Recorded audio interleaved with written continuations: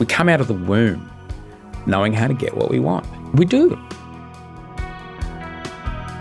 I call it positive manipulation. Yeah. If you can work out the other, and I'll call them the opposition, but if you can work out the opposition's priorities, intents, and motivations in any circumstance, not the game of Survivor, but the workplace or the local P&C committee, the local community group that you're involved in, whether you're having an AGM or an election or whatnot, you're trying to negotiate a financial outcome.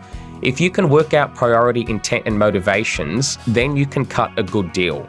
And if you cut a deal that works for yourself and the other party, and you feel like you have a win and you had a better output or outcome prior to that negotiating happen, you shouldn't be scared of the fact that you got a better deal for yourself, because if the other the opposing side is happy, that's the win-win. That's positive manipulation.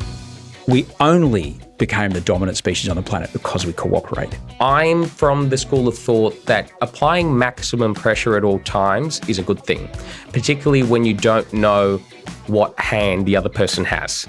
So if you apply a bit of pressure and you try and work out what their motivation is in a certain situation, then the other person will usually blink or adjust their behavior accordingly. If that has gone in a direction that you weren't expecting, then you adjust very, very quickly.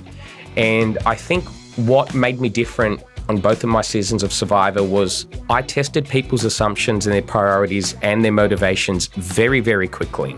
And when I realized I was wrong, I literally jettisoned that plan or thought track as quickly as possible, and I moved on to the next one.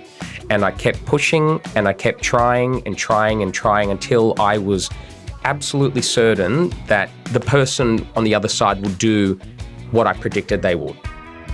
You can pretend to be someone that you're not, but after about 3 days, you'll forget how to do it. Exactly right. And then you'll be caught out by your own traps. And then it all falls to pieces. That you only get one chance to really let people know who you are. And because the way our memories work, that's what they bind to. And if you've given them something false straight away, and then you come out as your real self, then they can't trust you. And then it's all over.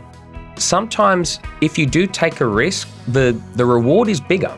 And you don't have to play that way in life or in poker. Like in poker and in Survivor in particular, if you play an ultra-conservative game, you can get to the end.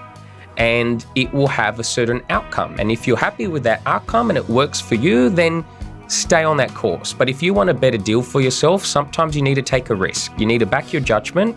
You need to campaign and advocate for yourself. And you need to take the bull by the horns and just do it sometimes. Because if you don't, who else is going to do it for you?